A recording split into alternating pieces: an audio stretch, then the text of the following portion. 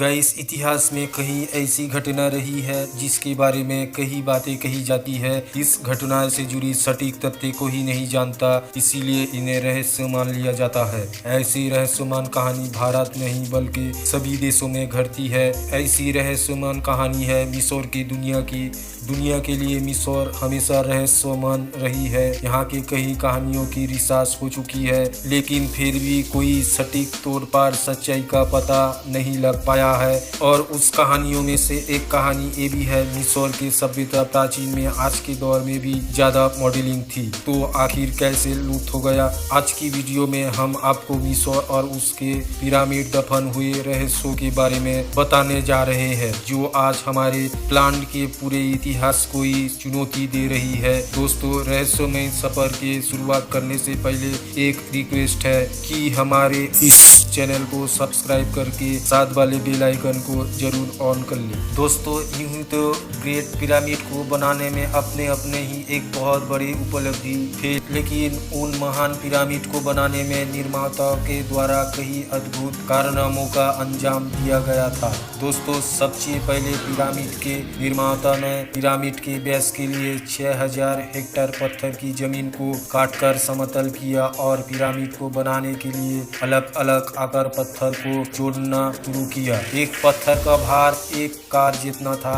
कई granite blocks को 500 मील से भी ज्यादा दूरी से लाया गया था और हर ब्लॉक वजन 12 से 17 टन के बीच में था। इन ब्लॉक को 210 ऊंचाई पे फिट किया गया था, जो कि आज के समय में भी असंभव लगता है। दोस्तों, पिरामिड के अंदर 3 चेम्बर है, जो कि गब की बारीकी से बनाया गया है। पिरामिड के अंदर निर्माताओं ने ठोस पत्थरों को काटकर रास्ता बनाया है, जिसे ग्लैंड गैलरी कहा जाता है, जो 300 फीट लंबा और 3 फीट चौड़ा है। दोस्तों, पिरामिड को बनाने में लगभग 23 लाख के ज्यादा पत्थरों का इस्तेमाल किया गया था। शेप और साइज में पत्थर एक दूसरे के बिल्कुल अलग है। ऐसे एक्यूरेट टेक्सचर को बनाने में और भी ज्यादा मुश्किल हो जाता है। दोस्तों, अब बात करें पिरामिड की पोजीशन की। आपको बता दें, पिरामिड के पोजीशन एकदम सटीक है। ये उत्तर दिक में 1 डिग्री के 5-6 में स्थित है, जो कि ये टेक्निक हमने हाल ही में सीखा है। हमने ऐसा करना 17वीं शताब्दी में सीखा था, जबकि मिस्रवासी हमसे 1000 साल पहले उस टेक्निक को इस्तेमाल कर चुके हैं।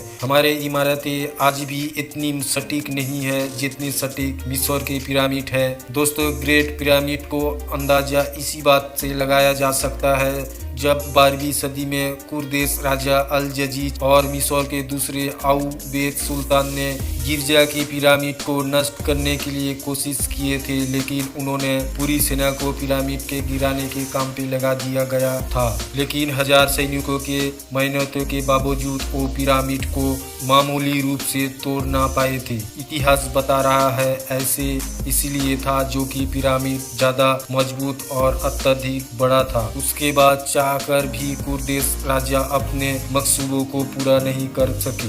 दोस्तों, भले ही वो अपने मकसूदों को पूरा नहीं कर सके, लेकिन उन्होंने पिरामिड को ऐसा दाग दे गए जिसे आज भी पिरामिड पर देखा जा सकता है। दोस्तों, पिरामिड के वास्तव में 8 साइट है। आपको बता दें कि 4 साइट्स के मुकाबले 8 साइट के पिरामिड को बनाने में और भी ज्यादा जटिल हो जाता है, लेकिन पिरामिड की 8 साइट की एक स्पेशल एंगल से ही दिखाई देती है। दोस्तों, मिस्रियों ने पिरामिड को बहुत ही तेजी से बनवा लिया था। मिस्र के विशेषज्ञों ने माना है कि पिरामिड बनाने में सिर्फ 23 साल ही लगे थे, लेकिन सोचने वाली बात यह है, पिरामिड को बनाने में लगभग 23 लाख ब्लॉक्स का इस्तेमाल हुआ था। अगर उन्होंने 12 घंटे में सिर्फ 365 दिन काम किया होगा। हर पत्थर को खदान से काट के उठाने और उसे सही स्थान तक पहुंचाने उसे सिर्फ 2.5 मिनट का ही टाइम लगा था। दोस्तों, उस जमाने में मिस्रवासी के पास ना तो पहिए थे, न ही स्टील। ये जानकर हैरानी होती है कि मिस्र सिर्फ कॉपर के छनी, इंटोर हम्बर और रस्सी की सहायता से बनाया गया था।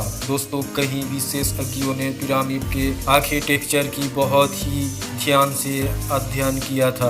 उन्होंने पाया पिरामिड के दीवारों के ब्लॉक आपस में इतनी बारीकी से जोड़ा गया था, उसमें रेजर ब्लेड भी नहीं जा सकता। उसके अलावा पिरामिड के कुछ ब्लॉक्स को इस तरह फिक्स किया गया है, उनकी शेप और साइज दीवार की दूरी तरफ की बनवाने की हुबहू मिरर इमेज है। इस तरह की टेक्नोलॉजी के पीछे कोई ना कोई वजह जरूर है।